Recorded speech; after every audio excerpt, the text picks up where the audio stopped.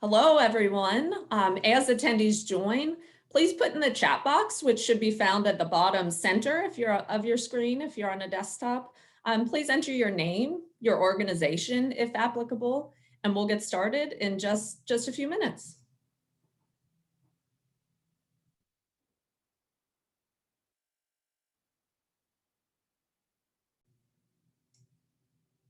Hi, my name is Lindsay Ware with Kosair Charities, and I'm so honored to be with each of you today and our incredible leadership and panel. Time is one of the most valuable things that you can ever offer, so we're so grateful that you'll be spending this hour with us. I want to start out by giving you a quick roadmap of what we're going to cover today.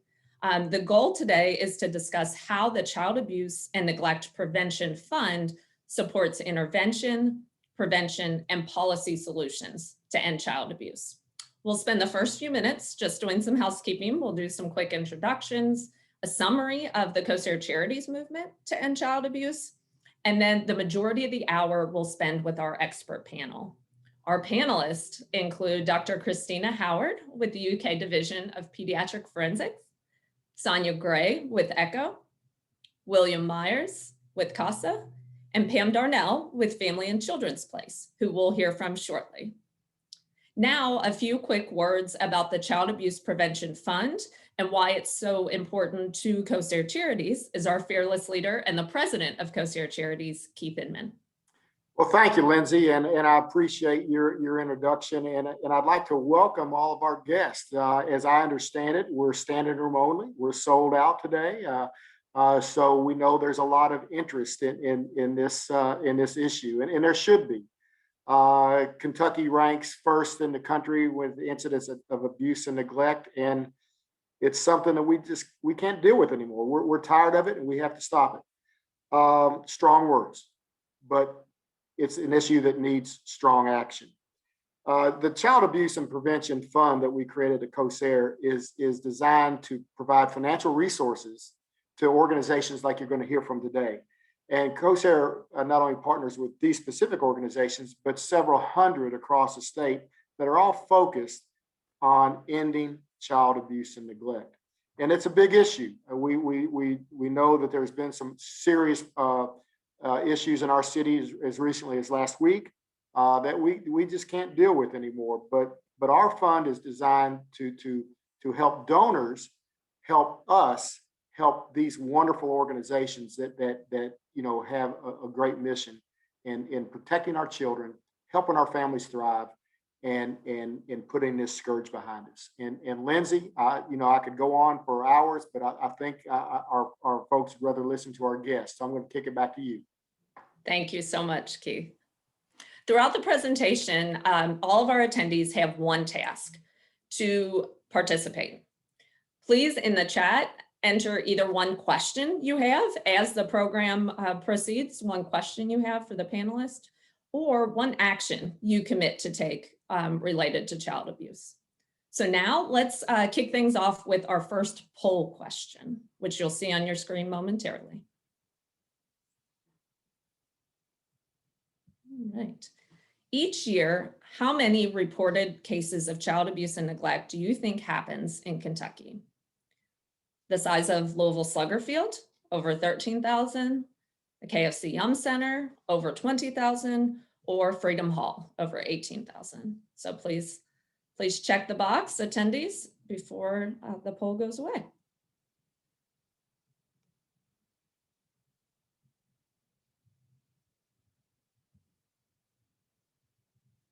All right.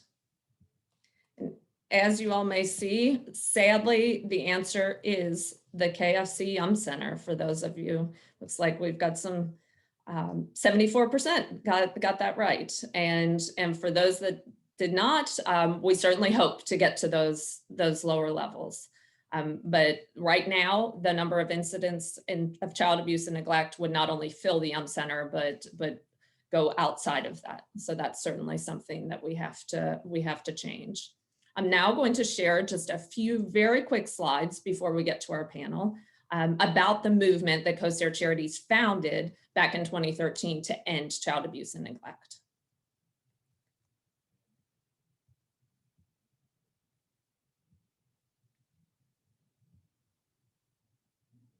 All right. As I mentioned, the Face It movement is a movement to end child abuse and neglect. And this was founded in correlation with our fund that Keith mentioned as a community response to end child abuse.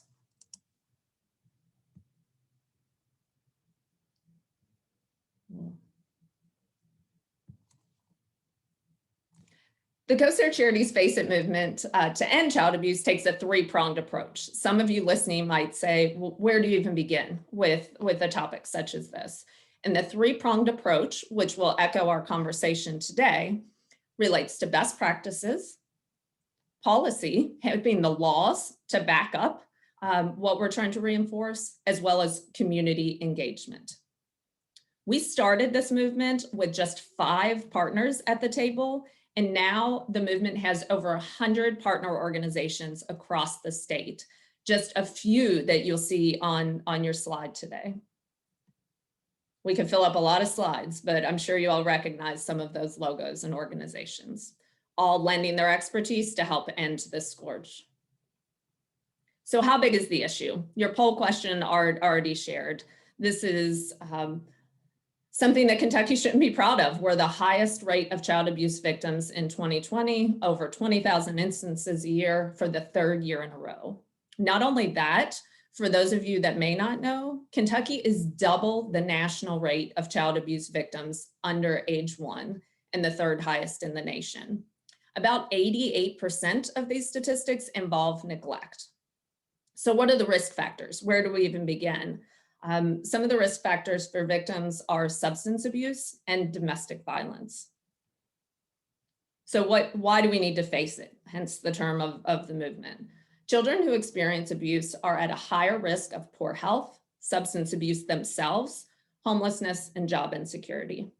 Financially speaking, abuse victims and the state incur $19 trillion over their lifetime in costs for treatment, remediation, and support. And just imagine if we had those funds to put towards kids' education and towards their future instead of helping them overcome these instances. This is a multi-generational problem, and it's our responsibility as adults to end it. So what are some protective factors? Supportive family environment, nurturing parenting skills, adequate housing, access to healthcare are just a few of those things. And there's no one that knows those protective factors better than our panel. So now I'd like to introduce our panel and get to the meat of the programming, allowing our panelists to please introduce yourself, the position, and why the Child Abuse Prevention Fund is meaningful. So Dr. Howard, we'll start with you. Hi guys, I'm Christina Howard. I am a child abuse pediatrician and chief of the Division of Forensic Medicine at the University of Kentucky. And I also serve as a role for child fatality review and injury prevention across the state of Kentucky. So that's a lot of big sentence there, but I will say Kosair Charities has supported us pre-development of our program, even at UK. And due to their financial support, we have been able to expand to do a thorough interdisciplinary evaluation and assessment of all victims of child maltreatment. Because I think what we all know is that child maltreatment goes beyond that initial injury. You know, broken bones will heal, injuries and scars start to fade, but we know that the long-term impact of child maltreatment is lifelong. I think one of my favorite quotes is, you know, adversity is not destiny. And so what we have been working is overcoming that adversity. And so that interdisciplinary approach helps us to get at that, because our children are not okay because our families are not okay. But I think that what goes beyond the financial support from Kosair Charities is really the community that has developed with the Face It program, Face It movement, because we can't do this all by ourselves. I look at everybody that's on this panel, and I've worked with all of them in multiple different facets of prevention, because I can't do it. Sonya can't do it by herself. Lil can't, and neither can Pam. So us working together is really what Face It movement has done, is brought together a community. And I think that the importance of that is immeasurable. Thank you so much, Dr. Howard. Sonya, would you like to introduce yourself? Lindsay, I knew you were going to put me behind Dr. Howard. Hello, everyone. Good afternoon. My name is Sonya Gray, and I am the Executive Director for ECHO, which is Exploited Children's Help Organization. We actually started due to a tragic incident that happened here in Louisville in 1983 by a 12-year-old girl who went riding her bike over by Bashford Manor Mall to go visit her friend. And unfortunately, she never returned. And her name was Ann Gottlieb. And as you can see, from 1983 up to now, we still have a major challenge of protecting our kids. And so our mission is to prevent and reduce child abuse by providing education, advocacy, and support services to children and families. So what does all that mean? Our lane is prevention education. And what we do is that we go into the schools and we partner with these schools to educate our kids. But most importantly, we also educate adults about their role and responsibility as well. What does it mean for Kosair to ECHO? We are very humbled to be a recipient of funding from Kosair. What that has allowed our organization to do is not only, first off, provide exposure and awareness of education, what we need to do as far as adults and making sure that we know what our role and responsibility is, but also it has lent the support of being able to provide all of our presentations and trainings free at cost. And without that type of support, we would not be able to have a successful program. We would not be able to educate the amount of kids that we do. We are a very small organization. And so the support we get from Kosair is tremendous.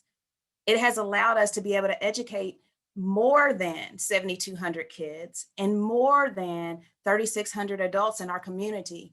But we know that we still have a ways to go. And I am so thankful to be on this panel. So once again, we can share all the ways that we all collectively can work together. So thank you so much. Thank you, Sonya. Will Myers, if you'd like to introduce yourself.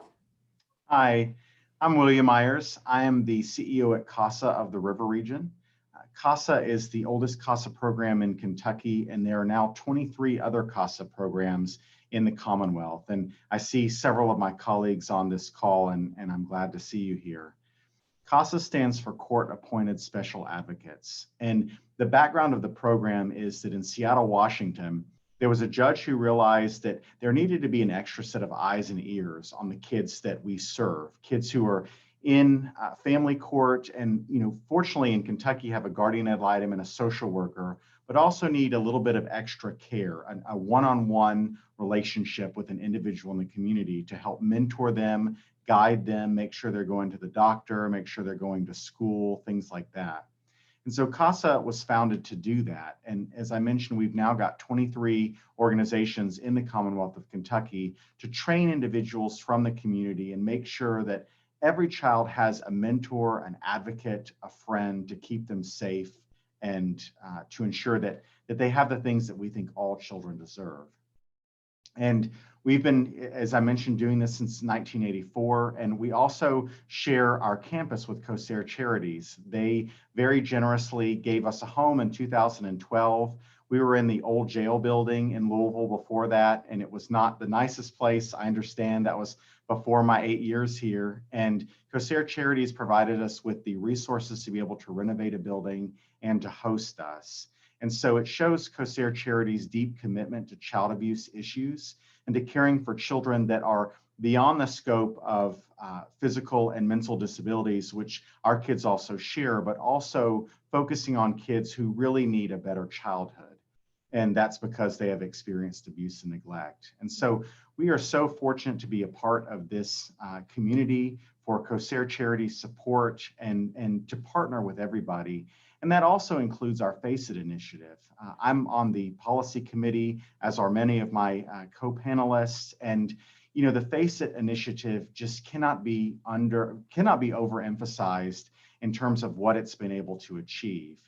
And there's an old saying that if you want to go fast, go alone, but if you want to go far, go together.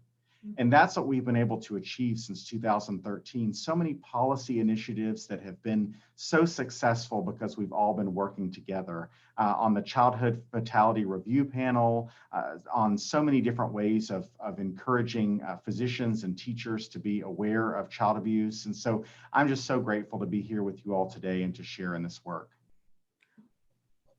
Thank you so much, Will. And that's a perfect segue. I know Pam Darnell is also on the Face It policy, leads the policy committee. So Pam, would you like to introduce yourself? Thank you so much. I'm Pam Darnell, President and CEO of Family and Children's Place, and I am honored to be here with Kosair Charities and their panelists today. We are also so honored and humbled to have been one of the original 5 charter members way back in 2013 that came together to help create the Face It initiative. And we are just so grateful to Kosair Charities for its leadership in that effort. As other panelists have said, that has grown to an amazing, 60 plus organizations that now work collaboratively together as part of that Face It movement. But Family and Children's Place is a multi-service organization. I've been with the agency 27 years, so a really long time. And we are really focusing on, first of all, preventing abuse and neglect. And we stop it when it happens. And we provide those critical services for healing and recovery for children and their families and the trauma that they've experienced as a result of the abuse, neglect, and the family violence that they've experienced. Our prevention services include quality home visiting to prevent child abuse and neglect of the smallest kiddos. That also includes wonderful Head Start and early Head Start services and our out of school work that we do with elementary, middle school, and now some high school youth here in our community. And we stop that abuse and neglect of kids at our Child Advocacy Center. There are 15 child advocacy centers in our state, and we have the 3rd largest connected with Family and Children's Place as one of our 5 services. That's where we help children who are hurt by child sexual abuse and human trafficking. So incredibly important work there. And our other work really is around providing critical mental health services to help those kids and families to have the recovery that they need.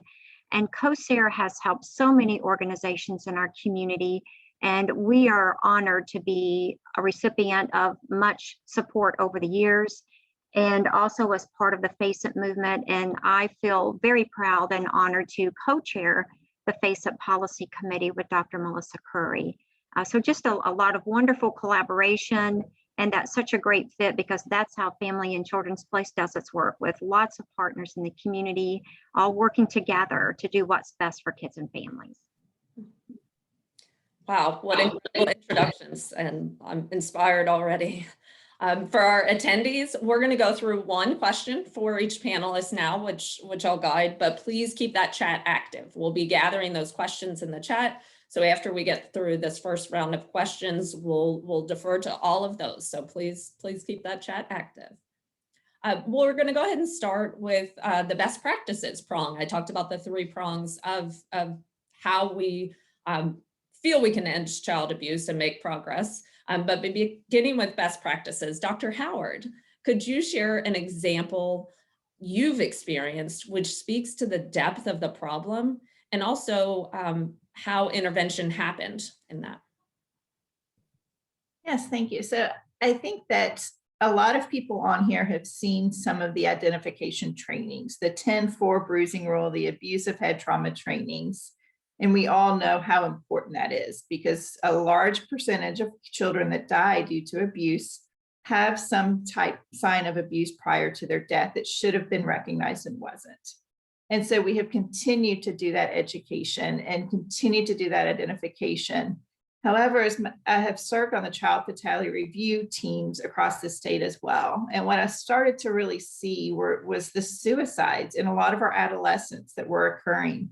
And when you review that child's life, all the adversity that they had been through prior to that suicide, and that was where it was kind of an eye opener for me when I started to think, like, we're doing all of this work to identify, and then what?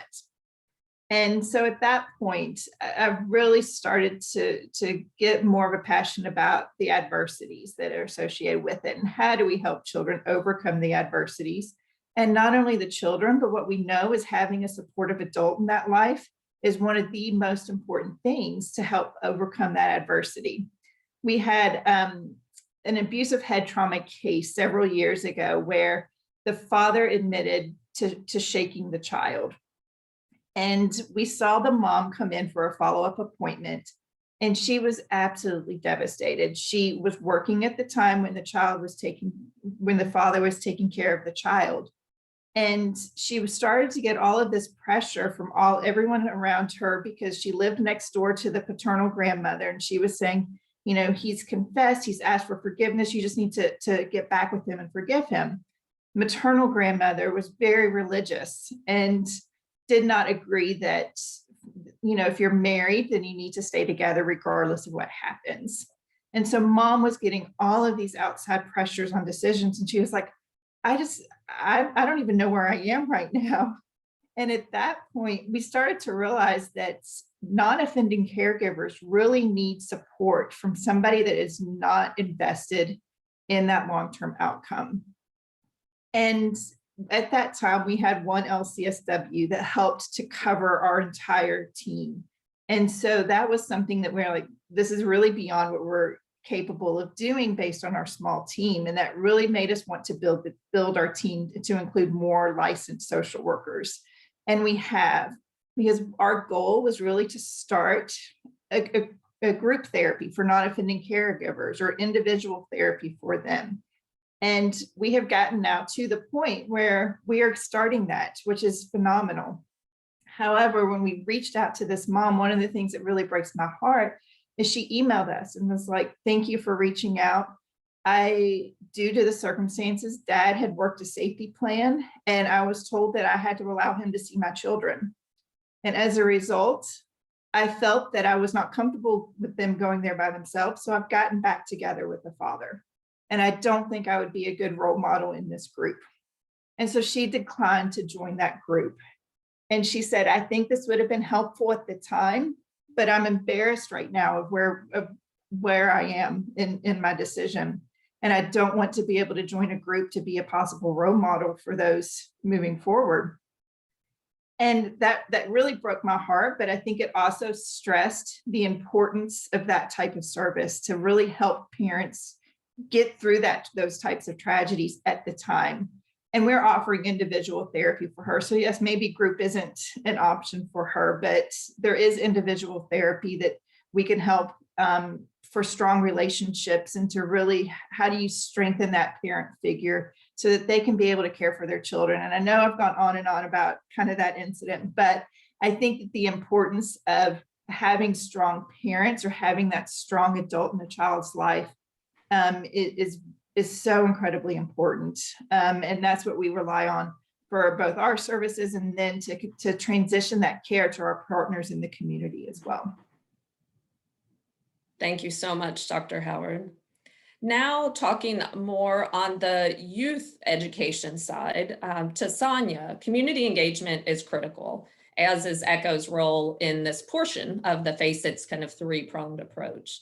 So in just a few minutes, how does ECHO work directly with youth to help prevention? Yeah, thank you, Lindsay. So ECHO, our program is transforming our communities, and is the framework with which we deliver comprehensive and evidence-based prevention programs. And so what I'm really going to start off with, that kind of brings everything to a fold for me, because I'm such a visual person. And actually, we were just talking about this on the panel, something that we just can't quite shake. Last week, there was an incident here with a 12-year-old little guy, and unfortunately was killed by his mother. And, you know, I kept thinking to myself, what could we have done as ECHO?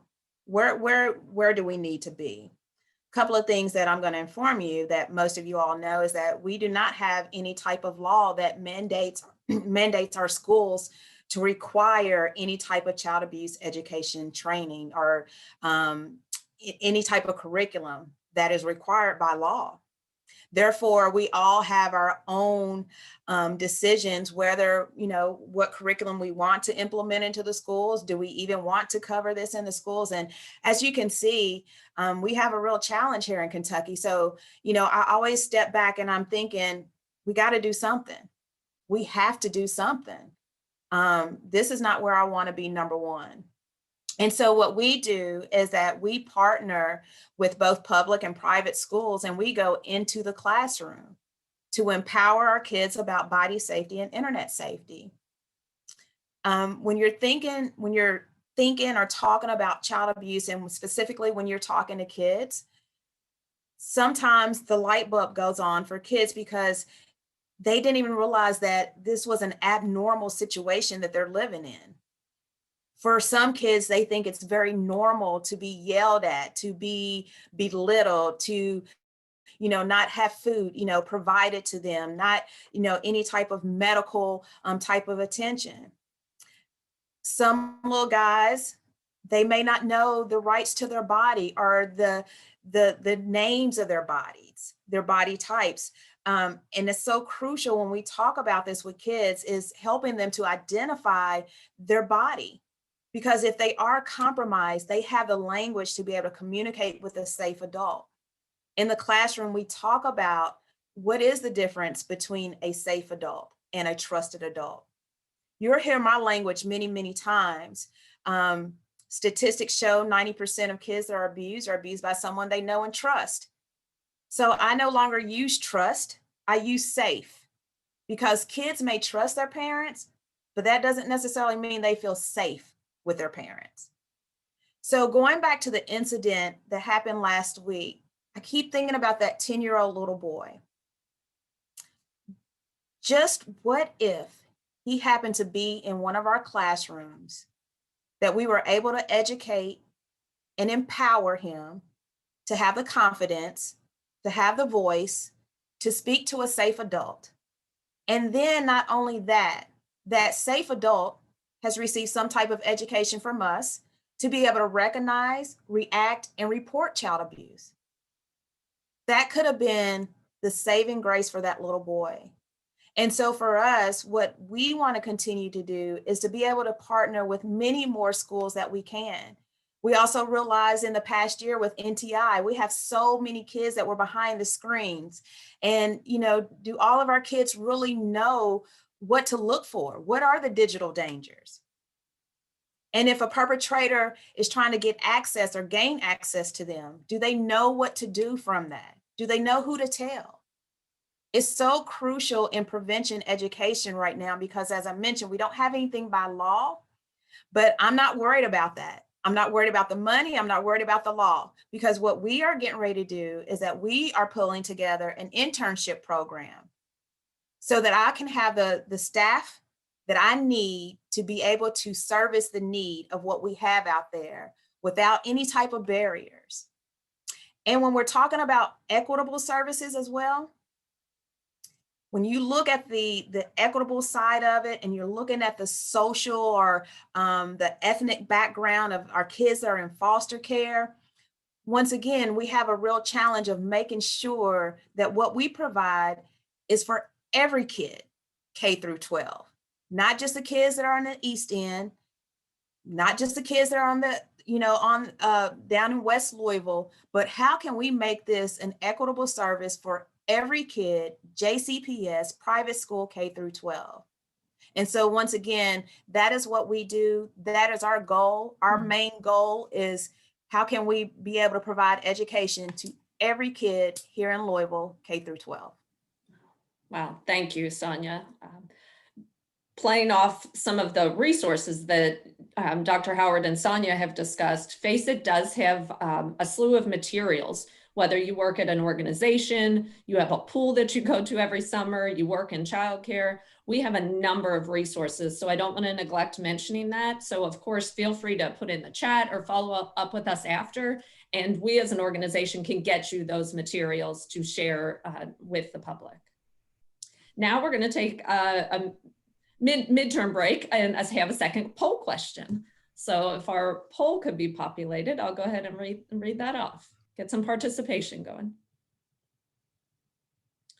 The question is, where do you talk about this problem? Where is child abuse and prevention discussed? Is it in work circles, with your family and friends? Do you rarely find yourself in a conversation about abuse? Or lastly, is it just too difficult to discuss at all? So please enter your answers now.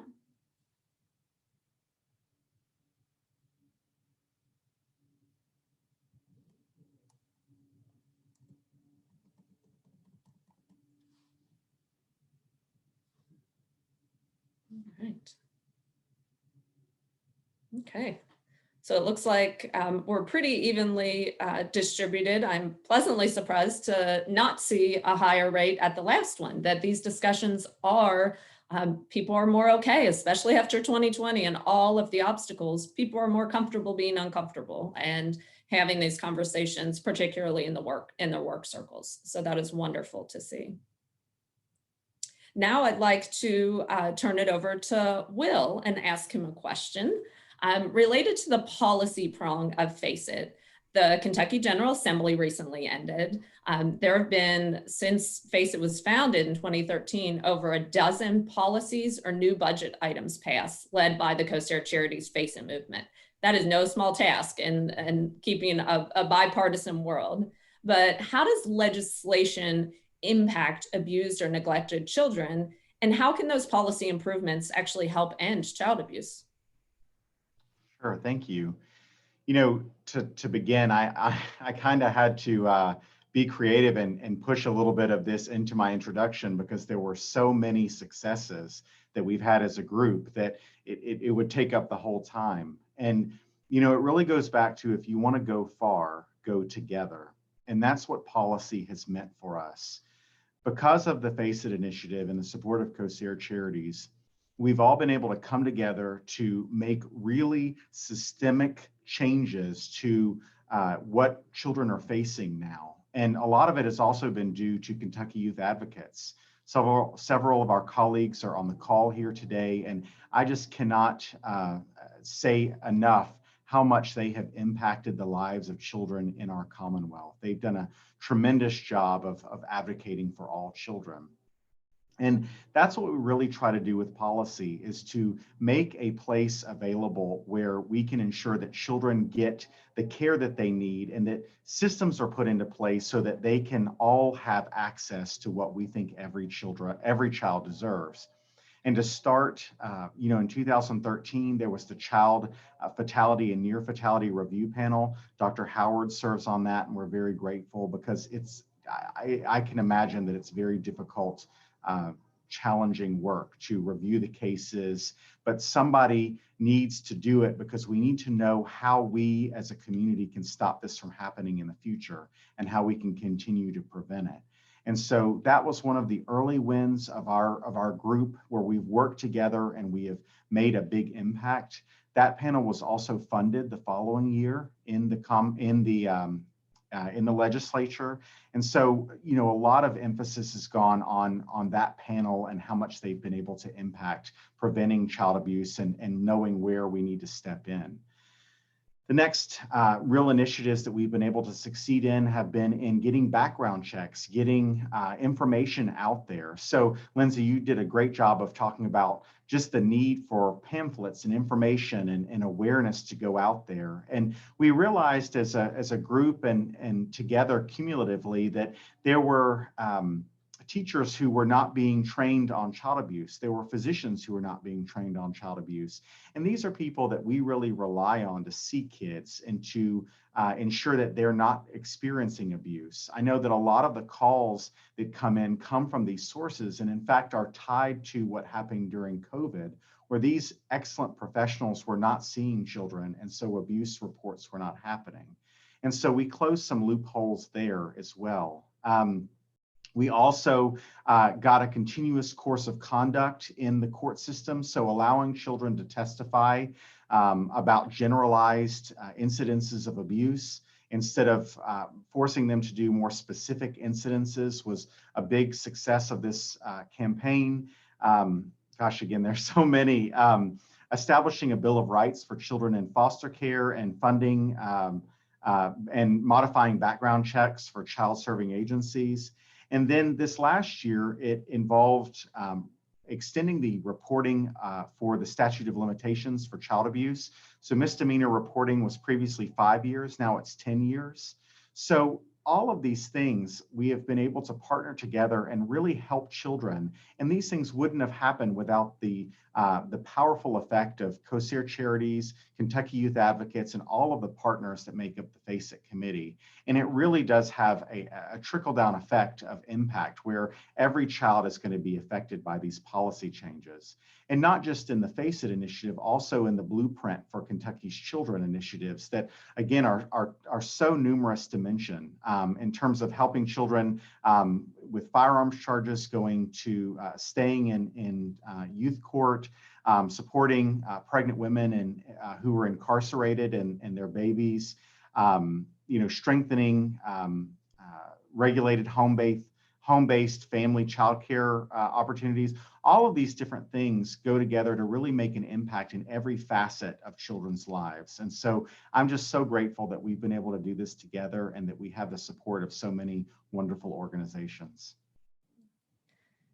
Will, you talk so eloquently about policy, which is often a rough topic to talk about. So thank you. You also brought up 2 points that I'd love to reiterate, and we'll probably talk about this a little bit more in the Q&A. But for those of you that don't know, every citizen of Kentucky is a mandatory reporter. That means not that you follow the chain of command, not that you follow your office protocol, that each of us as citizens of this state are mandatory reporters. So I look forward to talking a bit more about that. And I also quickly want to mention, related to Face It, which was founded in 2013, that Kentucky Youth Advocates are our boots on the ground for that movement. And I know nearly their whole staff is on today, and I just didn't want to neglect to say none of this would be possible at all without that group of people. So I'm honored to be collaborators and friends there. Now, Pam, Family and Children's Place reaches all 3 prongs of Face It that we've talked about, whether that be the best practices, policy, and community engagement. Can you share an example of how Family and Children's Place has been able to help a child who's maybe been a victim of maltreatment, as well as how support that Family and Children's Place have received helped in these efforts for that child?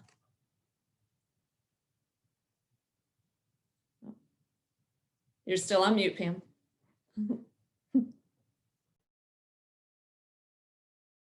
You would think that after all this, a whole year, we would know this. So one of the services at Family and Children's Place that really does step in and stop abuse is our Child Advocacy Center, our Kosair Charities Child Advocacy Center.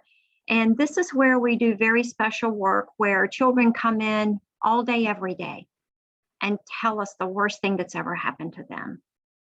And so if you can think about us as adults on this call now, what if we had to sit in front of a perfect stranger and tell them about an intimate experience that involves sexual nature of events? That would be difficult enough for us as adults, right? But if you're a 7-year-old, if you're a 9-year-old, if you're a 16-year-old, and you have to come in and sit in front of a perfect stranger and tell them what has just happened to you, or maybe has been happening to you for months. It is horrific, it is traumatic, and thank goodness for the support of Kosair Charities and many organizations that know that children deserve better, and they deserve a place where they can be comfortable and they can be believed. And so I'll share with you one story. We see, unfortunately, in that one service alone, 1,200 kids a year, just in that one service. So over the years, we've seen hundreds of thousands of children. But I'm going to share with you very quickly a story of Emily, who was doing really well in school. Emily was 13 years old, did well in school until what seemed to be almost suddenly. She began to withdraw, she skipped classes, she wouldn't talk to her mom, she would isolate herself in a room. And it came to the point where Emily did try to attempt to kill herself.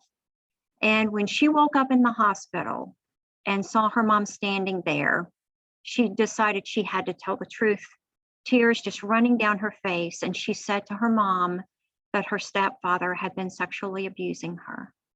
And so that immediate release did feel like a weight had been lifted from her shoulders. But then she began to get very afraid of what's going to happen next.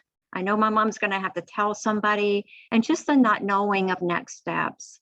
So fortunately, the mom immediately connected with Child Protective Services, who immediately connected Emily and her mom with the Kosair Charities Child Advocacy Center, where we saw her. Emily came in. She was, of course, frightened, nervous, and anxious, but she was greeted by our wonderful facility dog named Emmy, who immediately helped her feel calm and that she could go in and hold Emmy and share her story that she needed to share. And she did. And so that mom and child did exactly what they needed to do to share what had been happening in their life.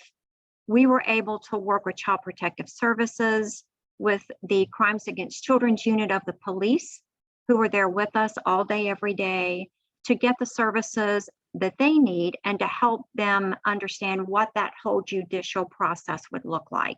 And we were with them every step of the way. And there were times it was difficult. There were times where the child could not function in school. And so the critical counseling really helped her get through those really difficult times. But the beauty of this really is that when they stepped into the door of the Child Advocacy Center, they began that road to recovery just by stepping in. Had it not been for Kosair Charities, that Child Advocacy Center wouldn't be there today. And we also know that because of the great work of that staff and everything that was provided for that family, that Emily was able to go on to be the kind of child who was able to be fully reaching her fullest potential.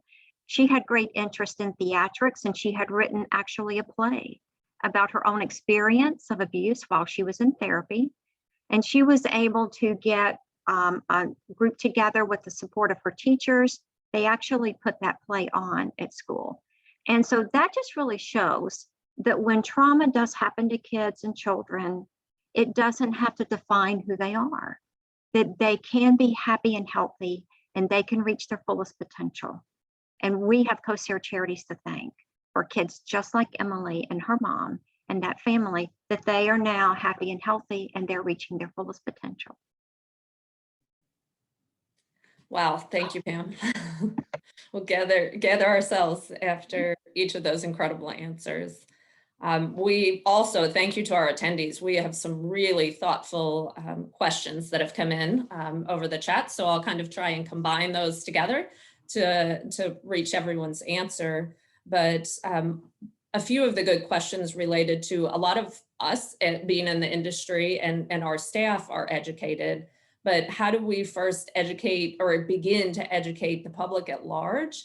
And then particularly in rural areas, in places of the larger counties, it might be a little more accessible. So how do we begin educating the general public and particularly address the rural areas? So Dr. Howard, I'll initially kick that to you.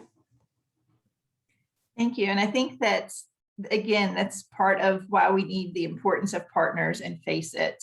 Part of our team, we do have a dedicated member that has a certain region of the state that they focus on. So for instance, we have a forensic nurse that her specialty is actually the Cumberland region.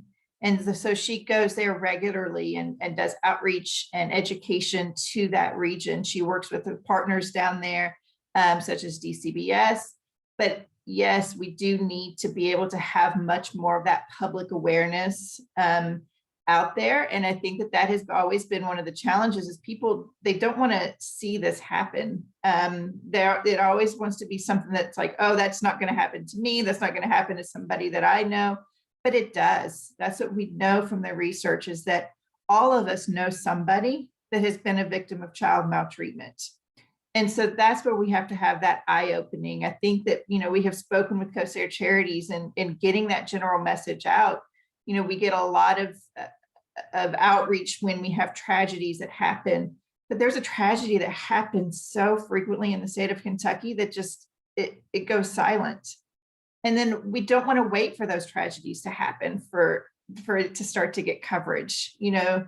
And I think that what we don't see is those kids that don't quite, like, that aren't quite fatalities, but they're going through horrible lives. The kids that are being tortured on a regular basis, those we don't hear about, but we know it's happening. And so we have to be able to tell their stories for them.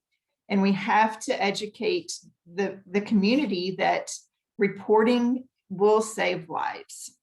You know, we often get that question, like, what, I don't want to, you know, what if I'm wrong? I don't want to, you know, say something's abuse when it's not. But I've also spoken with those family members that saw signs and didn't say anything, and their granddaughter is now dead. And it is one of the hardest conversations to have with somebody when they said, well, I thought there was a bruise, you know, I thought that was concerning, but I didn't say anything. And the guilt that they face for the rest of their lives, you can't erase. So I would much rather have, you know, somebody call in that report. It doesn't get to me unless somebody else raises that red flag.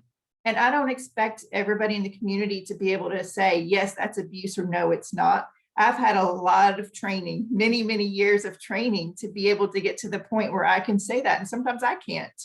So I don't expect anyone in the community to be able to sit down and say, you're abusing your kid. That's not what we're asking. We're asking for that question to be asked and for that possibility to be raised, because without that, it doesn't get to who it needs to get to.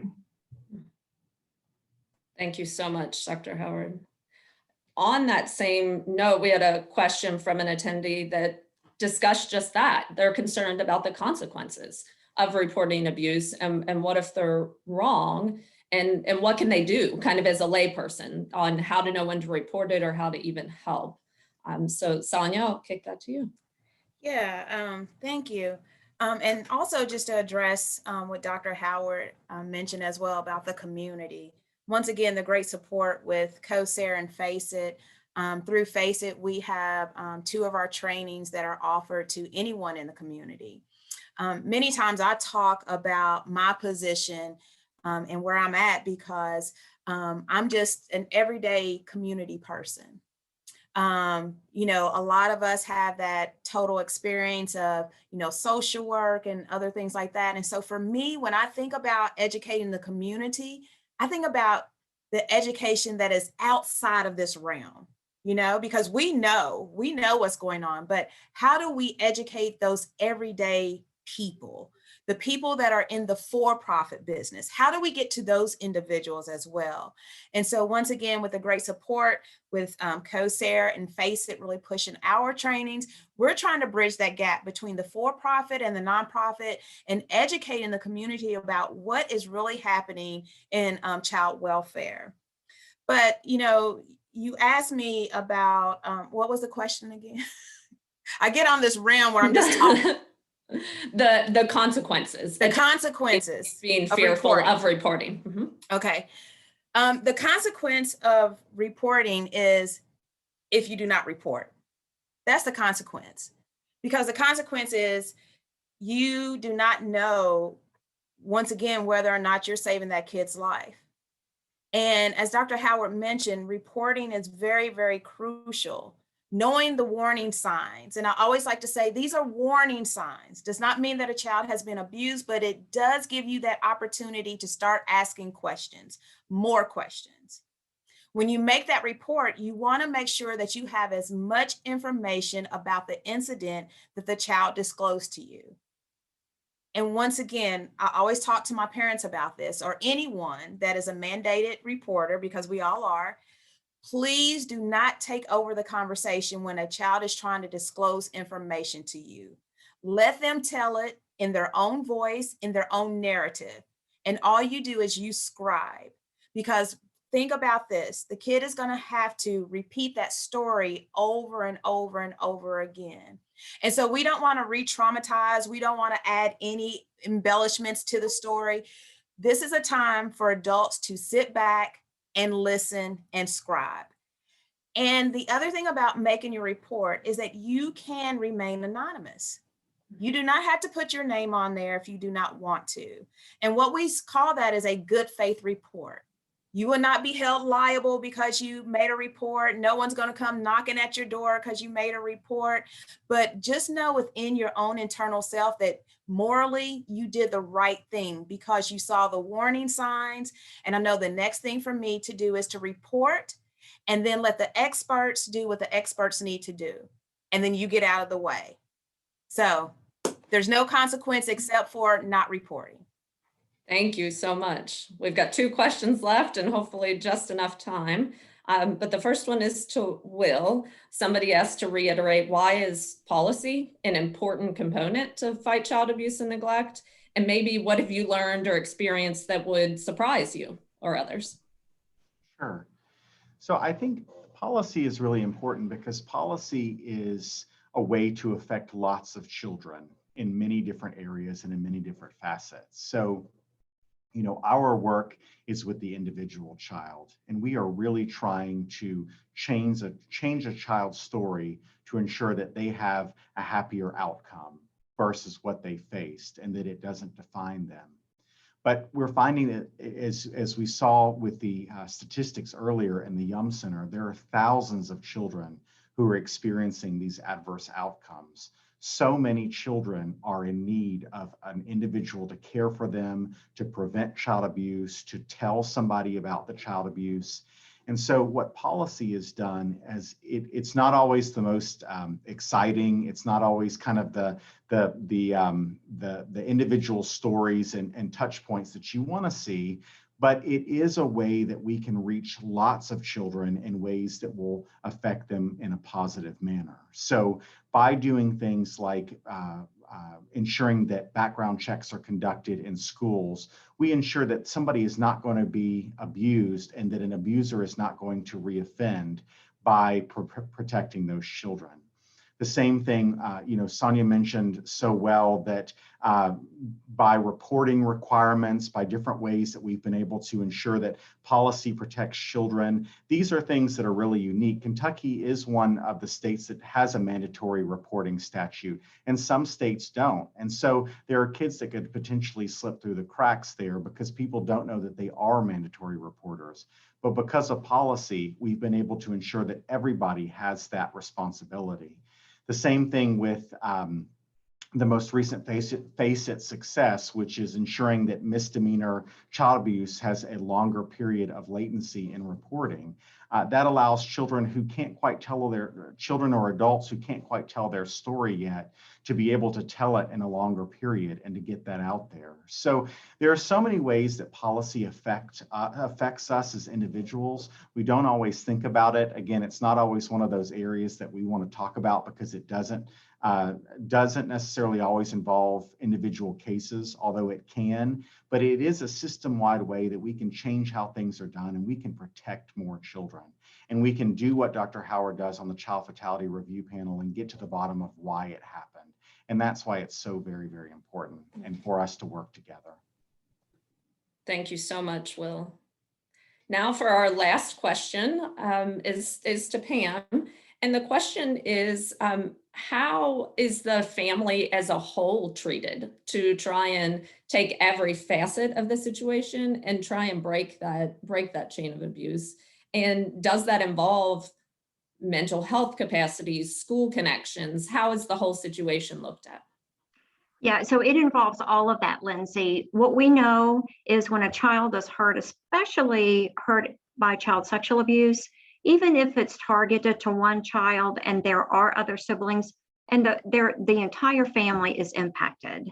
And so what data shows really is that that entire family system has been impacted. And sometimes that system needs intervention to help it be more healthy, and helping those parents and those non-offending caregivers to kind of see how that did happen, and then how to help them learn the skill sets and capacities so that it never, ever happens again.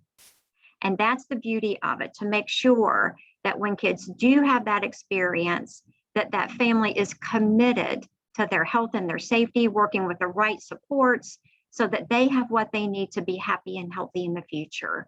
So it's relearning and understanding and believing what happened and making sure that the support is there for the entire family. Often there are plans put in place, developed by the family. We welcome all family members who are connected with those children to be a part of that healing and recovery. And often many of them do. Sometimes we even have grandparents and aunts and uncles who are part of that too, all committed to making sure that there's a different plan in place and everybody knows the signs and they know what to do to keep everybody safe. And that we also work with them to make sure they have the resources that they need, not only during the pandemic, but often when families go through this kind of situation. If a person who's responsible for abuse was the person with a job and bringing in most of the money into the household, that changes things if that person is no longer there, and often they are not there any longer. So just making sure they have the right connections to have their physical needs met as well as those emotional needs as well. Thank you so much. If we didn't get to your question, please know that we're tracking the chat and we'll get those questions to the panelists.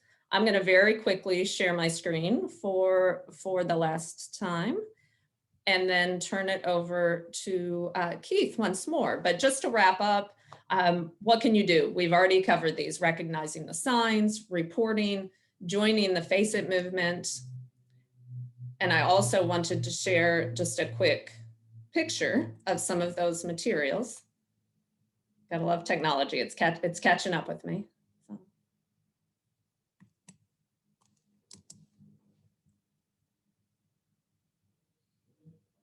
All right. There we go. I knew it would catch up.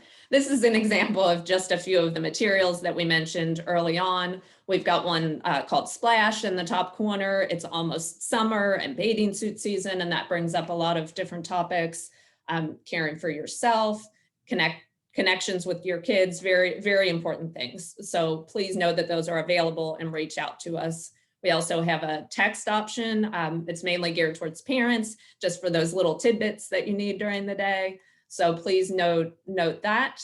And lastly, just ways to follow the movement. And now what can we do next? So in terms of what we can do next, I'm proud to turn it back over to Keith Inman. Well, thank you, Lindsay. And I want to thank each of our panelists. I mean, the word that comes to mind right now is power and powerful. And each of you are both. And we really, really appreciate it. You know, if we've not learned anything else in 2020 and 2021, it's the word pandemic. And I don't want to underestimate COVID, because we know COVID is serious and it has serious effects. But in the history of the world, it is short-lived.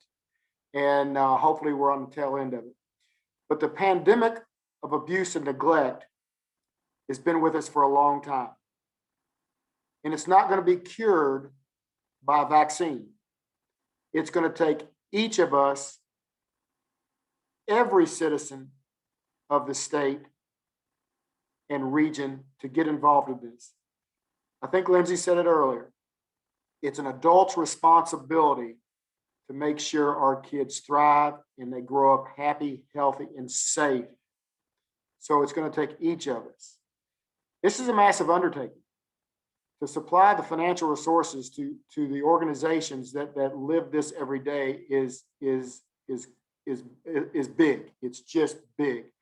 So you see on your screen, Kosair.org, donate, face it. Please take advantage of that. Share that link, send it out. It's going to take every citizen in our state and region to end this pandemic. Again, it won't be cured by a vaccine. It's going to take forward-thinking adults with kids at the center of their heart to make this work. Again, Lindsay, I want to thank you, and I want to thank all of our panelists and everyone who's been on this town hall meeting today. We really appreciate it. Thank you. Thank you all so much.